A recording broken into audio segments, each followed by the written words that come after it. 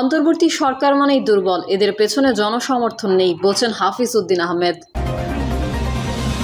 এদিকে পাকিস্তানের সঙ্গে সংঘর্ষে বিধ্বস্ত ঘরবাড়ি ক্ষতিপূরণ চাইছে ভারতীয়রা। গত সরকার নিজেদের ভারতের কাছে সমর্পণ করেছিল বলছেন রিজভী। জানাবো আবার সন্ত্রাসী হামলা হলে উপযুক্ত জবাব দিবে ভারত বলছেন মোদি। এবং সর্বশেষ জানাবো দেশে আগের মতোই চুরি ছিনতাই চলছে বলছেন ফয়জুল করিম। এতক্ষণ শুনছিলেন সংবাদ শিরোনাম, এবারে বিস্তারিত। তবে তার আগে অনুরোধ থাকবে আমাদের চ্যানেলটি সাবস্ক্রাইব করে বেল আইকনটি ক্লিক করুন। পাকিস্তানের সঙ্গে সংঘর্ষে বিধ্বস্ত ঘরবাড়ি ক্ষতিপূরণ চাইছেন ভারতীয়রা। 4 দিনের তীব্র সামরিক সংঘর্ষের অবসান হওয়ার পর পারমাণবিক অস্ত্রধারী প্রতিদ্বন্দ্বী ভারত ও পাকিস্তান এখন যুদ্ধবিরতিতে আছে। ভারত শাসিত কাশ্মীর অঞ্চলের অনেকেই সীমান্ত পারের গোলাগুলিতে ক্ষতিগ্রস্ত হওয়ার ক্ষতিপূরণ দাবি করছেন। দুই দেশ পরস্পরের সামরিক ঘাঁটিগুলোকে লক্ষ্য করে ক্ষেপণাস্ত্র ও ড্রোন হামলা চালায়, যার ফলে প্রায় 70 জন বেসামরিক নাগরিক নিহত হয়। এ সময়ে শত শত গ্রামবাসী তাদের বাড়িঘর ছেড়ে পালিয়ে যান। পরে ফিরে এসে তারা দেখেন অনেকের বাড়ির ধ্বংস হয়ে গেছে বা ছাদ উড়ে গেছে। লাইন অফ কন্ট্রোল থেকে 7 কিলোমিটার ভারতের জম্মু জেলার আখনুরে অবস্থিত কোটমাইরা গ্রামের বাসিন্দা রোশন লাল তিনি বলেন, আমরা বাচ্চাদের নিয়ে কোথায় যাব? আমাদের থাকার জায়গা নেই, খাওয়ার জায়গা নেই, খাওয়ার কিছু নেই। 47 বছর বয়সী রোশন জানান, গোলাবর্ষণে তার বাড়িটি আর বাসযোগ্য নয়। তিনি বলেন, আমি প্রধানমন্ত্রী নরেন্দ্র মোদী সরকারের কাছে বিচার চাই, আমাদের ক্ষতিপূরণ প্রয়োজন। পাশের পাহাড়িওয়ালা গ্রামের কৃষক করণ সিং জানান, তিনি তার ক্ষেতে 7টি গরু কবর দিয়েছেন এবং তার পরিবার এখন অস্থায়ী আশ্রয়ে বাস করছে। তিনি বলেন, সংঘর্ষ শুরু হলে আমি গ্রাম ছেড়ে গিয়েছিলাম, এখন আমাদের থাকার কোনো জায়গা নেই। কাশ্মীর উপত্যকার সীমান্তবর্তী গ্রাম সালামাবাদ এই গোলাবর্ষণে আহত হয় বদরুদ্দিন নায়ক ও তার 6 বছর বয়সী ছেলে। তবে 5 দিন পর তারা বাড়ি ফিরে এসেছেন। তিনি বলেন, বাড়ি ফিরে ভালো লাগছে, কিন্তু আমার ঘর ক্ষতিগ্রস্ত হয়েছে। আমার 2 চাচার বাড়ি পুরোপুরি ধ্বংস হয়ে গেছে। আমরা স্থায়ী শান্তি চাই, কারণ সীমান্তে আমরা সাধারণ মানুষই সবচেয়ে বেশি কষ্ট পাই। হিন্দু সংখ্যাগরিষ্ঠ ভারত ও মুসলিম সংখ্যাগরিষ্ঠ পাকিস্তান, যারা উভয়ই কাশ্মীরের একটি অংশ শাসন করে এবং পুরো অঞ্চলটির মালিকানা দাবি করে।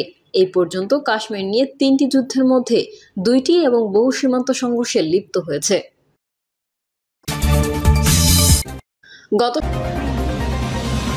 অন্তর্বর্তী সরকার মানেই দুর্বল, এদের পেছনে জনসমর্থন নেই বলছেন হাফিজ উদ্দিন আহমেদ।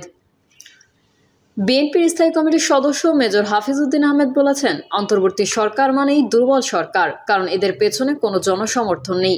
তবু আমরা আশা করব আগামী দিনগুলোতে পানি আগ্রাসনের বিরুদ্ধে বর্তমান প্রফেসর ইউনূসের সরকার বলিষ্ঠ ভূমিকা পালন করবে। হাফিজ উদ্দিন আহমেদ বলেন, এখন একটি নতুন অন্তর্বর্তী সরকার এসেছে। অন্তর্বর্তী সরকার মানেই দুর্বল সরকার, কারণ এদের পেছনে কোনো জনসমর্থন নেই। আমাদের দল এবং বিভিন্ন রাজনৈতিক দল থেকে বারবার বলা হয়েছে যে একটা নির্বাচন দেন, যাতে আন্তর্জাতিক ও জাতীয় অঙ্গনে আমরা বাংলাদেশের মানুষের দাবিগুলো তুলে ধরতে পারি। কিন্তু এখনো পর্যন্ত তাদের কাছে থেকে আমরা যেই বলিষ্ঠ ভূমিকা আশা করি ততটা পাইনি। তবু আমরা আশা করব আগামী দিনগুলোতে পানি আগ্রাসনের বিরুদ্ধে বর্তমান প্রফেসর ইউনূসের সরকার বলিষ্ঠ ভূমিকা পালন করবে। তিনি বলেন, বর্তমান সরকার মানবিক করিডোরের কথা বলেছে। বাংলাদেশ 18 কোটি মানুষের দেশ। আমরা জানি না, জনগণ জানে না, প্রতিনিধিরা জানে না কি ধরনের করিডোর দেওয়া হবে এবং এর লক্ষ্য কি। আমরা কি নতুন কোনো যুদ্ধে জড়িয়ে পড়তে যাচ্ছি? এগুলো সম্পর্কে তো রাজনৈতিক দলগুলোর সঙ্গে সরকারের আলাপ আলোচনা করার দরকার ছিল। কিন্তু দেখি পররাষ্ট্র উপদেষ্টা এক কথা বলেন, প্রেস সচিব আরেক কথা বলেন। জনগণ অন্ধকারে আছে। এটা কি ধরনের সরকার? আমরা গণতান্ত্রিক পরিবেশ অভ্যস্ত। গণতন্ত্রের জন্যই তো আমরা 16 বছর সংগ্রামের পর এই মাফিয়া সরকারকে বিদায় করেছি। এখনো কেন আমরা অন্ধকারে থাকব? সবচেয়ে জনপ্রিয় দল বিএনপি, কিন্তু আমরাই জানি না কিসের জন্য এই করিডোর দেওয়া হচ্ছে। তিনি আরো বলেন, বাংলাদেশের প্রত্যেকটা ক্ষেত্রে ভারত হস্তক্ষেপ করেছে। রামপাল বিদ্যুৎ কেন্দ্র থেকে শুরু করে প্রত্যেকটি প্রকল্পে বাংলাদেশের নতজানু সরকার শেখ হাসিনা সরকার দেশের মানুষের স্বার্থকে জলাঞ্জলি দিয়ে দেশকে ভারতের একটি কলোনি বানিয়ে দিয়েছিল। দেশের মানুষ বাধ্য হয়ে দীর্ঘদিন সংগ্রাম করে এই মাফিয়া সরকারকে গত সরকার নিজেদের ভারতের কাছে সমর্পণ করেছিল বলছেন রিজভী। গত সরকার নিজেদের ভারতের কাছে সমর্পণ করেছিল, তাদের বিরুদ্ধে কথা বললে তারা মানতে পারত না বলে মন্তব্য করেছেন বিএনপির সিনিয়র যুগ্ম মহাসচিব রুহুল কবির রিজভী। রিজভী বলেন, শেখ হাসিনা রামপাল বিদ্যুৎ কেন্দ্র করতে দিল্লির কাছে এমনভাবে আত্মনিবেদন করেছিলেন, সেই আত্মনিবেদন থেকে তিনি ফিরে আসতে চাননি। তিনি সেটা করলেন এবং তার এফেক্ট শুরু হয়েছে। এর যে বর্জ্য নদীতে পড়ছে, দিনকে দিন নদীগুলোর পরিস্থিতি খারাপ হচ্ছে। সামগ্রিকভাবে আমরা ভয়ঙ্কর এক প্রাকৃতিক বিপর্যয়ের দিকে যাচ্ছি। বিএনপির এই নেতা বলেন, ফারাক্কা বাঁধ চালু করার বিষয়ে শেখ মুজিবকে জানানো হয়েছিল যে পরীক্ষামূলকভাবে চালু করা হবে। তখন শেখ মুজিব অনুমতি দিলেন। সর্বনাশ সেদিনই হয়ে গেছে। এরপর আর তারা মনেই করেনি বাংলাদেশের সাথে কথা বলা দরকার। ন্যাশনাল ইন্টারেস্ট যে কোনো আগ্রাসনের বিরুদ্ধে মাওলানা হামিদ খান ভাসানী, শহীদ রাষ্ট্রপতি জিয়াউর রহমান, দেশনেত্রী বেগম খালেদা জিয়া এবং আমাদের ভারপ্রাপ্ত চেয়ারম্যান তারেক রহমান কথা বলেছেন বলে জানান তিনি। আবার সন্ত্রাসী হামলা হলে উপযুক্ত জবাব দিবে ভারত, বলছেন মোদি। পাকিস্তানকে সতর্ক করে ভারতীয় প্রধানমন্ত্রী নরেন্দ্র মোদি বলেছেন, আমাদের উদ্দেশ্য স্পষ্ট, যদি আরেকটি আক্রমণ হয় ভারত উপযুক্ত জবাব দেবে। যেমনটা জবাব দিয়েছিল 2016 সালে জম্মু ও কাশ্মীরের উরিতে সেনাঘাটির উপর সন্ত্রাসী হামলার পর এবং 2019 সালের পুলওয়ামা হামলার পর বালাকোটে বিমান হামলার মাধ্যমে। নরেন্দ্র মোদি বলেন, সন্ত্রাসের প্রভুরা এখন বুঝে গেছে যে ভারতের দিকে চোখ তোলার একটি পরিণতি ধ্বংস ও মহাবিনাশ। বিমান বাহিনী সেনাদের উদ্দেশ্যে তিনি বলেন, আমাদের সবসময় সতর্ক ও প্রস্তুত থাকতে হবে। শত্রুকে বারবার মনে করে দিতে হবে যে তারা এখন এক নতুন ভারতের সঙ্গে মোকাবেলা করছে। আমরা ঘরে ঢুকে মারব উল্লেখ করে তিনি বলেন, আমরা তাদের জবাব দিয়েছি।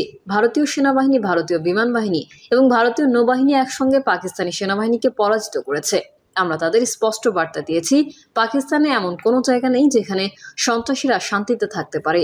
ভারতীয় সংবাদ মাধ্যম এনডিটিভি জানিয়েছে, পাকিস্তান পাঞ্জাবের আদমপুরের ঘাঁটিতে ব্যাপক হামলা চালিয়ে এটি ধ্বংস করে দেওয়ার যে দাবি করেছিল সেটি সত্য নয়। সংবাদ মাধ্যমটির প্রতিবেদনে বলা হয়েছে, নরেন্দ্র মোদী সকাল 6টা থেকে 15 মিনিটের দিকে ঘাঁটিতে যান। তাকে বহনকারী বিমানটি ওই ঘাঁটির রানওয়েতে অবতরণ করেছে। সংবাদ মাধ্যমটির প্রতিবেদনে বলা হয়েছে, নরেন্দ্র মোদী সকাল 6টা 15 মিনিটের দিকে ঘাঁটিতে যান। তাকে বহনকারী বিমানটি ওই ঘাঁটির রানওয়েতেই অবতরণ করেছে এবং মোদি S-400 আকাশ প্রতিরক্ষা ব্যবস্থার সামনে দাঁড়িয়ে কথা বলেছেন। মোদি তার এক্স অ্যাকাউন্টে আদমপুর ঘাঁটি সফরের কয়েকটি ছবি প্রকাশ করেছেন। মোদি এক্স আদমপুরের ঘাঁটিতে যাওয়ার ব্যাপারে বলেছেন, আজ সকালে আমি AFS আদমপুরে গিয়েছিলাম এবং আমাদের সাহসী বিমান যোদ্ধা এবং সৈন্যদের সাথে দেখা করেছি। সাহস, সংকল্প এবং নির্ভীকতার প্রতীক হিসেবে তাদের সাথে থাকাটা ছিল এক বিশেষ অভিজ্ঞতার। আমাদের সশস্ত্র বাহিনী জাতির জন্য যা কিছু করে তার জন্য ভারত চিরকাল কৃতজ্ঞ। দেশে আগের মতোই চুরি ছিনতাই চলছে, বলছেন ফয়জুল করিম।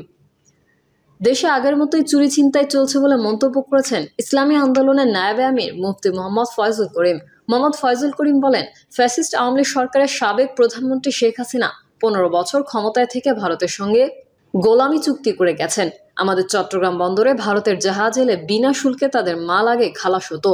গত 15 বছরে শেখ হাসিনা দেশটাকে ধ্বংস করে গেছেন। তিনি আরো বলেন, বর্তমান সরকার আমেরিকার তাবেদারি করে মানবিক করিডোর দেওয়া সহ চট্টগ্রামের সেন্ট মার্টিনে আমেরিকার ঘাঁটি দিতে চাইছে। উপদেষ্টারা 8 মাসে দুর্নীতিতে জড়িয়ে পড়েছেন। এজন্য আমরা এই দেশের ছাত্র জনতা আন্দোলন করিনি। দেশে আগের মতোই চুরি ছিনতাই চলছে উল্লেখ করে মোহাম্মদ ফয়জুল করিম বলেন, আমরা বৈষম্য দূর করতে আন্দোলন করেছি। শেখ হাসিনা বলতেন দেশে জঙ্গিবাদ বেড়ে গেছে, কিন্তু গত 8 মাসে কোনো জঙ্গির ঘটনা ঘটেনি। প্রিয় দর্শক, এই ছিল এখনকার সর্বশেষ সংবাদ। আপডেটের সংবাদ পেতে চ্যানেলটি সাবস্ক্রাইব করে বেল আইকনটি ক্লিক করুন। কমেন্টে আপনার মতামত জানিয়ে আমাদের সাথেই থাকুন। ধন্যবাদ সবাইকে। আল্লাহ হাফেজ।